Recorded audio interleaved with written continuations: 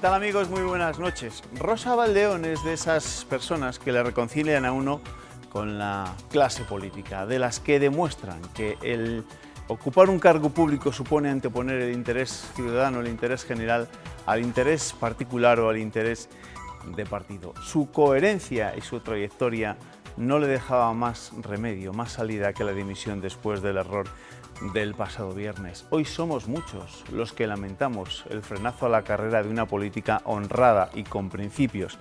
Por fortuna, somos muchos más que todos aquellos mediocres que se alegran de ese frenazo.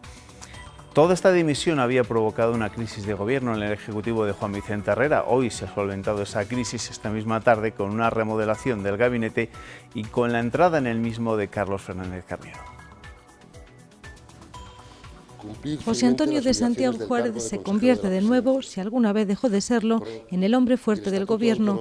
A su cargo de consejero de la Presidencia suma, tras la renuncia de Baldeón, el cargo de vicepresidente y se encargará de la coordinación de la acción del Gobierno y de las delegaciones territoriales. De Santiago Juárez tiene una trayectoria política de más de 25 años. Fue comisionado regional para la droga, secretario general de la Consejería de Sanidad, concejal de Medio Ambiente del Ayuntamiento de Valladolid. Entre 2003 y 2007 se encargó de la portavocía del PP en las Cortes y fue ponente de la reforma del Estatuto de Autonomía. Desde 2007 es el consejero de la Presidencia, impulsor de uno de los grandes proyectos del Ejecutivo, el de la ordenación del territorio, además de la cooperación horizontal con las comunidades limítrofes. En la portavocía del Gobierno regional seguirá al frente una mujer. Milagros Marcos, consejera de Agricultura y Ganadería, asumirá a partir de este jueves la tarea de informar de los acuerdos del Ejecutivo y será la voz de la Junta. Marcos, natural de Palencia, es licenciada en Filosofía y Letras por la Universidad de Valladolid y ha realizado también estudios de Biblioteconomía y Documentación en la Universidad de Salamanca. Ha sido directora de Planificación de la Consejería de Sanidad, gerente regional de Servicios Sociales y consejera de Familia e Igualdad de Oportunidades. Baldeón también deja vacante la Consejería de Empleo que ocupará otro palentino, Carlos Fernández Carriedo, hasta ahora portavoz del Partido Popular en las Cortes de Castilla y León. Su nombre ya sonó hace un año para volver de nuevo al Gobierno, porque ya fue consejero de Sanidad con Juan José Lucas y consejero de Medio Ambiente en uno de los gobiernos de Herrera. Antes había sido jefe de servicio de la Consejería de Economía y Hacienda. Carriedo es además el presidente del PP de Palencia. Su nombramiento provocará otro movimiento en el Parlamento. El grupo tendrá que nombrar un nuevo portavoz. Carriedo se encargará en la Junta del impulso y la coordinación del diálogo social y la agenda de la población. Desde la oposición, el secretario autonómico del PSOE ha dicho que los nuevos nombramientos del Gobierno regional son una muestra de cambiar algo para que todo siga igual. Luis Tudanca censura que entre los 3 nuevos cargos acumulen 25 años de puestos en el Ejecutivo de Herrera. Van a poner a mandar en el Gobierno de la Junta de Castilla y León a quien lo ha estado haciendo en la sombra durante los últimos 15 años. Por tanto, un ejercicio de sinceridad en un Gobierno que es un búnker alrededor de Santiago Juárez, y que convierte a Herrera en lo que ya sospechábamos que era, que es un hombre de paja, de un gobierno agotado, de un gobierno sin ideas. Solventada la crisis de gobierno, el debate político en la comunidad se centraba en torno al escaño de Rosa Baldeón en las Cortes regionales. ¿Debe o no debe dejarlo? En la oposición creen que debería renunciar por coherencia. En su propio partido, Baldeón ha encontrado apoyos por el paso que ha dado, pero los más críticos han sido sus enemigos habituales, los que desde las propias filas del PP zamorano la reprochan en cuanto surge la ocasión y que también, en este caso, han sido los más duros con ella. Que también hay personas dentro de nuestro partido que la quieren, que la apoyan, que todos los hemos cometido, también la propia coordinadora ha cometido errores y a mí alguna vez me hubiera gustado que esos errores también se hubieran debatido en los diferentes órganos del partido. Bueno, como se pueden imaginar, el asunto Rosa Baldeón y la posterior remodelación, la de esta tarde del Gobierno de Juan Vicente Herrera, va a marcar buena parte de nuestro tiempo de tertulia de este lunes, un lunes que ha pasado informativamente hablando por estos temas que nos tienen de cabeza desde el pasado viernes por la noche, mejor dicho, desde el sábado por la mañana, cuando saltaba la noticia. Les presento a mis tertulianos. Julio González Calzada, ¿qué tal? Bienvenido, buenas noches. Muchas Hace tiempo que no te veía. Noches. Sí, he pasado una temporada en el dique seco como consecuencia de un accidente, pero encantado de poder volver a andar, de vivir en un país donde puedo volver a andar, gracias a Dios. Pero no garantices que te ha curado el agua del pozo de la cripta de la catedral. No he tomado agua de la cripta de la Catedral de Palencia, no la he tomado. Bienvenido, bienvenido. Bueno, y uno de los que nos puede informar y mucho de lo que ha acontecido en torno al asunto de Rosa Baldeón, un zamorano que seguro la conoce bastante bien. Luis Jaramillo, ¿qué tal? Bienvenido, buenas noches. ¿Qué tal? Muy buenas noches. Además, esta mañana ha estado en la cadena COPE hablando con Carlos Herrera, la primera vez que hablaba desde que dio la rueda de prensa del sábado por la tarde. Sí, sí, efectivamente, y ha dicho algunas cosas que sin duda aportan al caso en el que nos encontramos, ¿no? Porque Rosa Baldeón ha dicho algo como que todos los que la conocemos bien sabemos que es así, que no se aferra al cargo, pero que está en manos de Juan Vicente Herrera, del presidente de la comunidad, porque él fue quien le eligió y él es quien le ha pedido que continúe. Vamos a ir desgranando todo lo que ha dado de sí este asunto. Evidentemente vamos a empezar por lo último, por lo más reciente, por esa remodelación del gobierno. Antes le presento a Ernesto Escapa. Ernesto, buenas noches. Buenas noches. Que viene con unos periódicos en los que seguro que va a ser el titular destacado, ¿no?, de la mayoría. Efectivamente. De ellos. Hoy Empezamos. el titular político tapa el titular que se refiere al comienzo de curso escolar. Sí, sin lugar a dudas. Bueno, vamos a empezar con ese repaso. Empezamos con el norte de Castilla. Herrera cierra la crisis por la marcha de Baldeón con de Santiago, Carriedo y Marcos. Diario de Valladolid, El Mundo. Herrera convierte a de Santiago en el nuevo motor de su gobierno. Diario de León. Herrera confía en su núcleo más duro para zanjar la crisis Baldeón. Diario ABC. Herrera refuerza a su núcleo duro para cerrar con urgencia la crisis de gobierno. Diario Palentino. Milagros Marcos asume la portavocía y Carriedo la consejería de empleo. También ponen la foto del nuevo vicepresidente, pero resaltan los nombramientos de los palentinos. Diario La Razón. Herrera resuelve en menos de 48 horas el vacío creado por la dimisión de Baldeón. Diario de Ávila. Herrera cubre el vacío que deja Rosa Baldeón con un tridente de confianza. Y, cambiando de asunto, Diario de Burgos destaca en su primera una noticia económica.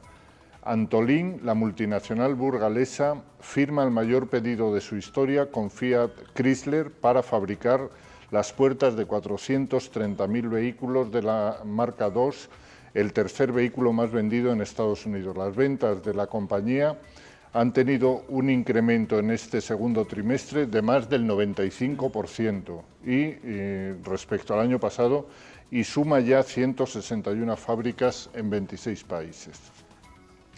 Diario de Soria destaca debuta el Consejo de Alcaldes en el aula magna Tirso de Molina.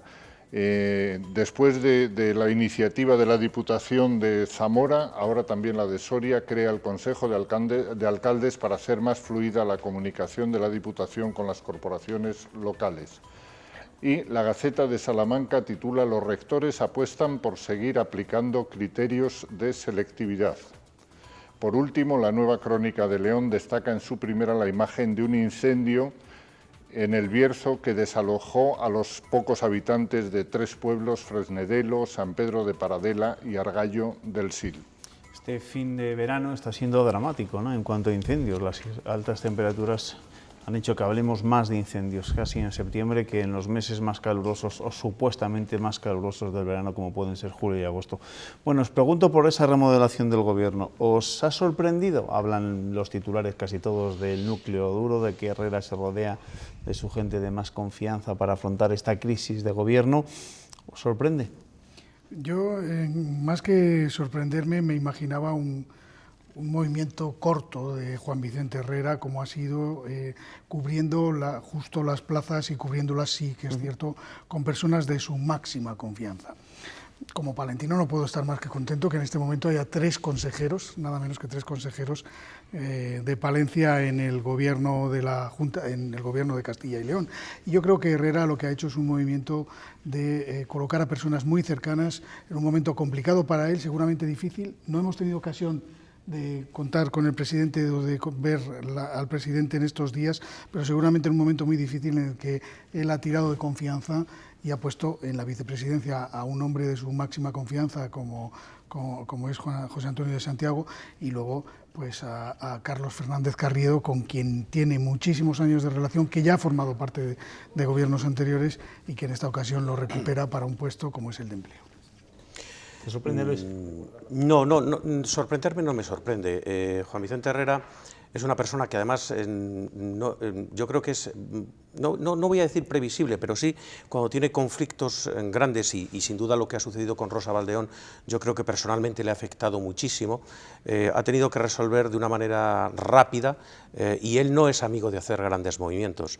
Por tanto, yo creo que lo que hace es garantizar la continuidad de lo que hasta ahora venía siendo la Junta de Castilla y León, ascendiendo a José Antonio de Santiago a lo que de facto ya era prácticamente, era el número 2 del Ejecutivo, y luego devuelve a Carlos Fernández Carriero al gobierno regional, algo que estuvo casi a punto de suceder al comienzo de la legislatura. Acordémonos de aquel episodio de que si el portavoz del grupo podría asistir de oyente al Consejo de Gobierno, etcétera, etcétera, y yo creo que había como una deuda personal con Carlos Fernández Carriero y vuelve. Su tarea fue eficaz en el momento en el que estuvo.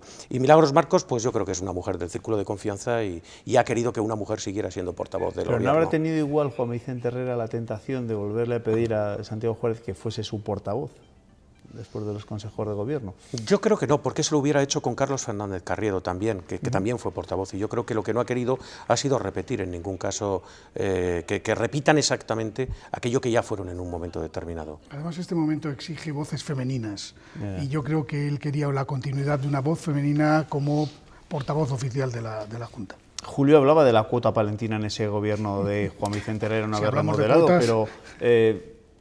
La cuota zamorana ha desaparecido. Ha desaparecido totalmente. Bueno, yo creo que como divertimento periodístico está muy bien, pero yo creo que lo que hay que pedir al gobierno regional es que mire por todas las provincias de la comunidad, quienes sean en un momento determinado ese juego del provincianismo. Yo creo que ya llevamos suficientes años de autonomía como para hacer siempre la medición provincializada de todo lo que se acomete en esta comunidad. Eso no es bueno desde mi punto de vista. Y si alguno ha entendido la mía como contrario... porque si no yo hubiera era por mal meterle a él, era por pincharle un poco a él. Ahora ya lo que hay que desvelar es quién es el sustituto de Carlos Fernández Carriero al frente de la portavocía del Grupo Popular en las Cortes Regionales. Yo calculo que seguramente la persona más próxima a él en los propios asientos de las Cortes, Juan José Sanz Vittorio, ¿no? Que tiene también una trayectoria. Desde el punto de vista de las provincias se producirá el hecho de que la presidencia de las Cortes y la portavocía del grupo están en manos de segovianos. Vamos a dejar las cuotas, que esto tiene siempre muy mal cariz. Yo creo que parece lógico que simplemente cobra el escalafón. Parece lógico. Claro, pero ¿quién será el sustituto de San Vittorio? Eso ya es diferente, porque ahí hay una serie de portavoces adjuntos donde tendrán que pronunciarse. Lo que a nosotros este movimiento no nos resuelve, cuando digo a nosotros, digo a los periodistas, que tanto nos gusta especular, no nos resuelve las dudas que siempre hemos tenido en torno a la sucesión, al relevo, a quién ha mirado Juan Vicente Herrera como uno de sus candidatos a... Lo vimos en su día en Rosa Baldeón, aunque últimamente se había buscado igual demasiados enemigos dentro de su propio partido. Pero fíjate, Rosa Baldeón, a la que siempre se vio como la sucesora, y evidentemente que es una persona de la máxima confianza del presidente Herrera, que ha sido nombrada vicepresidenta, que ha sido consejera de empleo, portavoz de la Junta, sin embargo, le faltaban áreas esenciales de poder que en el poder de un vicepresidente, que sí tiene José Antonio de Santiago, como es el caso del control de los medios de comunicación, las políticas de comunicación, la comisión de secretarios, el control político del gobierno. Con lo cual, yo creo que Juan Vicente Herrera siempre ha jugado mucho en el ejercicio de la distracción con esto de la sucesión y que, en cierta manera, puedo decirlo, yo diría de una forma coloquial, que hasta se divierte con todas esas quinielas que tanto realizamos o nos gusta realizar a los medios de comunicación. Yo tengo la sensación de que volvemos al punto cero, si alguna vez habíamos avanzado desde el punto cero a la búsqueda de un sucesor, y volvemos de nuevo al punto cero, y a partir de ahora pues tenemos ese nuevo divertimento y varios años los periodistas para encontrar sucesores allá donde les busquemos. Bueno, hablemos de lo que ha sido noticia durante todo el fin de semana, que ha tenido como protagonista a Rosa Baldeón. Y además empiezo con una noticia que ahora podemos leer en El Día de Zamora, que es un periódico digital. Dice, y además lo titulan ahí como primicia, porque han hablado con el conductor del tráiler contra el que, pues, al parecer, chocó o rozó la consejera del vehículo en el que viajaba la vicepresidenta de la Junta, Rosa Baldeón. Dice el conductor del tráiler que se cree la versión de Baldeón. Raúl Pérez, que así se llama, afirma que Rosa Valdeón ni aceleró ni frenó tras tocar el escalapié de su camión y que la velocidad de su vehículo no superaba los 120 km por hora. Está bien recordar algunos de estos datos porque cuando se conocían los primeros detalles del suceso, pues, se dio mucho la imaginación. Se habló de los 170 km por hora y luego en ningún caso la Guardia Civil ha hablado de un exceso de velocidad tan exagerado, ni muchísimo menos, ni de ningún exceso de velocidad. Yo creo que desde el principio, prácticamente desde el principio, se habló del hecho de un golpe a un camión y de el alto por una tasa de alcoholemia. En ningún caso se ha hablado de un exceso de velocidad. Sí que es verdad que luego fueron saliendo informaciones periodísticas que fueron tomando cuerpo, posiblemente por la ausencia, y ya a partir de ese momento se montaron controles de seguimiento, etcétera, etcétera. Pero la verdad es que no ha existido una confirmación oficial en ese aspecto nunca, ni se ha hablado jamás de una denuncia por exceso de velocidad. El fin del caso tampoco os ha sorprendido, o sea, es decir, ¿imaginabais desde el primer momento, desde que conocisteis la noticia, que Rosa Valdeón, por su forma de ser, por su trayectoria, iba a acabar dimitiendo? Yo creo que sí. Yo creo que su manera de ser hacía pensar que ya no iba a tomar ninguna otra decisión que no fuera la de dimitir. Quizá de manera un poco abrupta o el presentar una rueda de prensa en la que no anunció la dimisión para dimitir momentos después a través de una nota de prensa, pero en todo caso yo creo que la dimisión era algo con lo que contábamos prácticamente quienes la conocemos. No sé si estás de acuerdo conmigo, Luis. Totalmente. Desde el momento que la conocimos. A mí me sorprende de todas maneras de todo esto, Luis, si me permitís la maldad, la facilidad con la que se aportan datos y se encuentran datos, con lo difícil que es en otras ocasiones conseguir todos estos datos. Pero en fin, es solo una maldad que no va a ser nada más. Pero no es ninguna maldad, es una realidad. Es decir, pasada las 10 de la noche del viernes, un atestado de la Guardia Civil ya estaba en manos de unos cuantos que posteriormente se encargaron de darla a conocer rápidamente. Y las informaciones suelen tardar más en conocerse. Supongamos que en esto ha habido más facilidades por algún motivo que se me escapa. Por otra parte, se me escapa. Bueno, hay que recordar que el hecho sucedió en Ávila y que, por tanto, la Guardia Civil de Ávila ha puesto en conocimiento estos hechos del juzgado de Ávila y que la detención se produce en Zamora, el alto se produce en Zamora, la alcoholemia, por tanto, se detecta en Zamora y es el juzgado de Zamora el que tiene que entender este procedimiento. Bien, es verdad que Rosa Valdeón en este momento es una persona forada y que, por tanto, ambos deberán de pasar esta documentación al Tribunal Superior de Justicia en el supuesto de que Rosa Valdeón conserve el escaño que yo personalmente. Eso es lo que quiero os preguntar, creo porque que de eso se ha hablado yo mucho. Lo tengo en duda. Vamos a ver, yo creo. ¿Creéis que debe renunciar también al escaño? Yo creo que Rosa Valdeón siempre ha reclamado un código ético dentro de la formación política y lo ha reclamado hasta unos niveles que le han causado serios disgustos y serias discrepancias con compañeros de partido. El caso Soria es el último al que hemos visto. Yo creo que desde el primer momento en su mente está el dejar todas las responsabilidades políticas a esos efectos. Lo que pasa es que hay dos fases. Una es ante la Junta de Castilla y León y otra es ante las Cortes. Es verdad que en este momento, según ella misma ha manifestado esta mañana, su idea es dejar también el escaño y es el presidente Herrera el que, con otros compañeros de gobierno y con el portavoz del grupo parlamentario, ya consejero a partir de las 9:15 de mañana, Carlos Fernández Carriedo, le han pedido que se quede. Pero yo creo que Rosa Valdeón, que es una profesional de la sanidad de prestigio, que tiene su plaza, que tiene su trabajo, que no necesita de la política, que ha demostrado en ocasiones que es capaz de resolver problemas, de gestionar bien y de hacerlo hasta el punto de haberse ganado, yo creo que en términos generales, lo hemos visto estos días en las distintas columnas de los medios de comunicación, el aprecio y la admiración de muchos sectores de la sociedad y de la comunicación. Al final hará su vida fuera de la política, en el ámbito profesional, y lo hará con éxito. Estoy absolutamente convencido. Además, habría que en este caso decir que ha hecho lo que ha exigido durante todos estos años, y es que cuando un político realiza una actividad o una acción que no está dentro de las normas de la ética que se exige a la política. Fíjate el calvario que ahora se le puede producir, porque estamos en pleno proceso de un gobierno de España que no sé si algún día terminará por llegar al ritmo de lo que vamos, pero que está el debate de los aforamientos, y someterse ahora otra vez a lo que todos sabemos que es una falta, un delito contra la seguridad vial, que tiene una sanción y que te la puede poner en un juicio rápido y que sin embargo tengas que pasar por el Tribunal Superior de Justicia, etcétera, bueno, etcétera. Conviene recordar a los telespectadores que no fue la oposición, no fue nadie de la oposición los primeros que solicitaron a Rosa Valdeón que, además de dimitir de vicepresidenta de la Junta, dimitiese de su escaño en las Cortes de Castilla y León. que fue su propio partido, sus propios compañeros de partido en Zamora, la presidenta de la Diputación, coordinadora del partido en esta provincia, la que lo dijo directamente, que no entendía cómo podía dimitir de vicepresidenta y no podía dimitir como procuradora por la provincia de Zamora. ¿Entendéis? Es verdad, y siempre se ha dicho, que el adversario es el de otro partido y el enemigo está dentro del propio partido, ¿no? Cuerpo a tierra que viene de los nuestros. ¿Entendéis que se haya ejercicio de oposición desde el propio Partido Popular de Zamora más que desde la oposición en sí?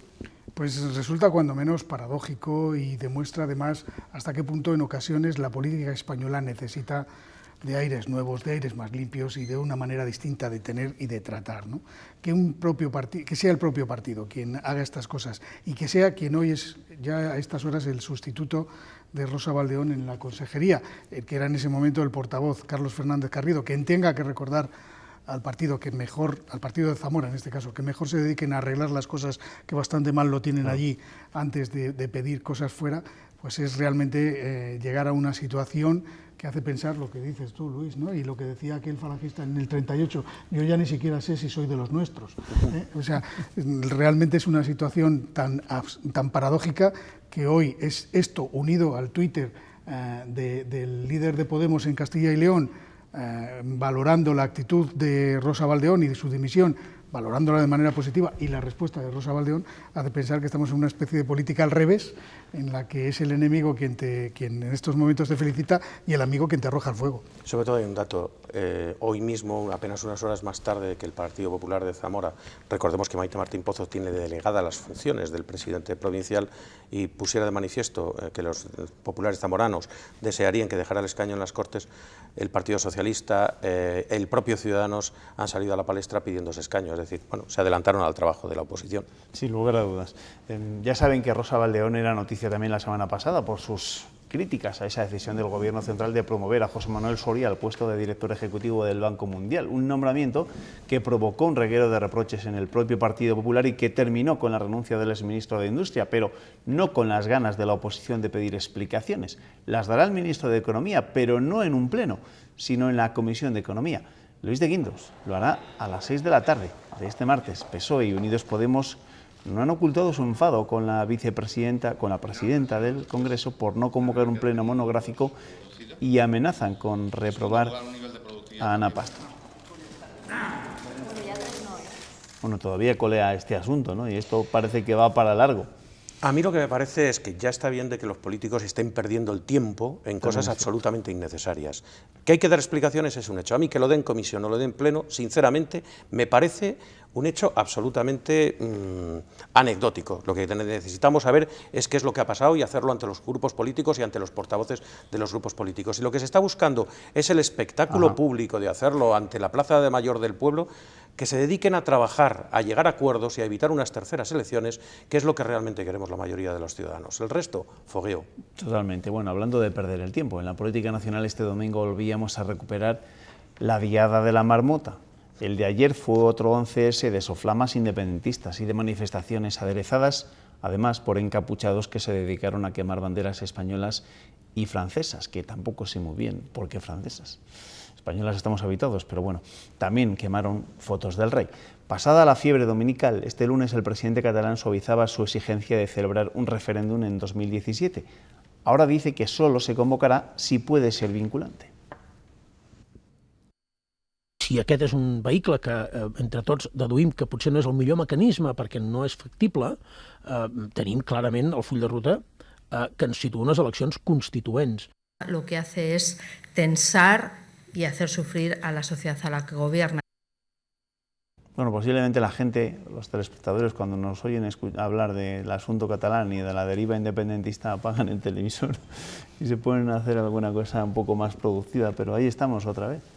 Bueno, yo la explicación de por qué francesas posiblemente la da. Yo he tenido este año la suerte, yo tengo familia en el sur de Francia, visitar el sur de Francia, la zona supuestamente catalana del sur de Francia, y allí cuando les hablas de la independencia, pues te miran con cara de decirte, ¿qué es que vos sabés?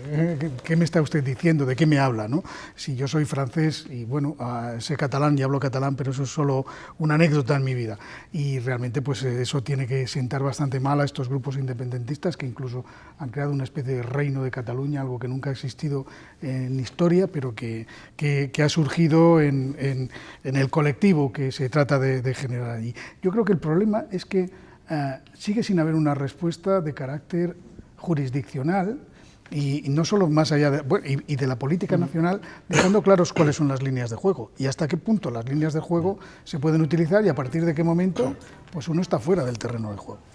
No, y luego el nacionalismo nos tiene acostumbrados a lo de siempre, a esa política de campanario, sistemáticamente, en la cual amaga. Recuerda aquellas manifestaciones que había después de la transición, de los sectores más contrarios al régimen de Franco, y que identificaban la política con el régimen, la policía, perdón, con el régimen franquista, que se liaban a darle patadas a los policías y decían, no me detengas, y decía, no te hago nada, ¿no? Pues esto es un poco lo de siempre, ¿no? Es decir, voy a convocar el referéndum, y ya cuando hay un silencio, porque ha habido más o menos un cierto silencio del resto de formaciones políticas, dicen, bueno, sí se puede. O sea, ya está. Vamos a dejar de hablar de la diada, de la deriva independentista en Cataluña, porque seguro que nos va a dar nuevas tardes de gloria, sin lugar a dudas. Y es que mañana Tordesillas volverá a ser noticia en toda España, porque en esta localidad vallisoletana se celebra el torneo que sustituye al polémico Toro de la Vega, el Toro de la Peña. Será a las 11 de la mañana, será un encierro campero en el que no se alanceará al animal ni se le dará muerte en el campo. El Estado ya está en el pueblo, esta misma tarde hemos podido verlo bastante de cerca. Mientras tanto, al Ayuntamiento ha llegado ya la reivindicación de la Fundación Provegan para que el toro sea indultado. Estamos aquí para salvar a un animal que tiene su muerte ya comprada y nosotros estamos dispuestos a llevarlo a un sitio donde pueda vivir. Se comprometen a pagar el traslado del animal hasta Tarragona y allí cuidarlo en un parque hasta que muera por causas naturales. Pero claro, necesitamos que el alcalde, que es el responsable para autorizar a este traslado, pues autorice, nos permita hacerlo, nosotros nos hacemos cargos de los costes. El pueblo, en medio de sus fiestas, continúa viendo la llegada de los activistas como una provocación. Para mí han estropeado la fiesta. Queremos nuestro Toro de la Vega por encima de todo. Muy mal cuerpo. Intentan pedir respeto con cabeza y sobreponerse a la prohibición del torneo. Nos digan lo que nos digan, ¡viva el Toro de la Vega! Y esto no es lo que era ni mucho menos, vamos, que esto va a ser pues como querer tapar lo que han enterrado algunos que no lo deberían de haber hecho. Por aquí mañana pasarán más de 40.000 personas y una página nueva en la historia taurina de Tordesillas. Mañana a las 11 de la mañana, por supuesto, se lo vamos a contar en Castilla y León Televisión. Ernesto, ¿crees que habrá algún tipo de incidente en el torneo de mañana?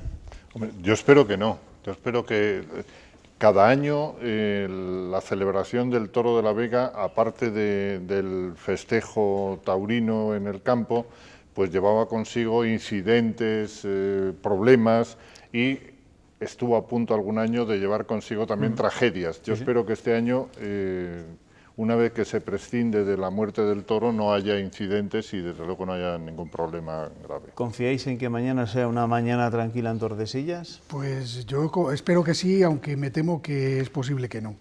Y yo creo que en el caso de Tordesillas, yo pediría a todo el mundo una reflexión sobre las tradiciones.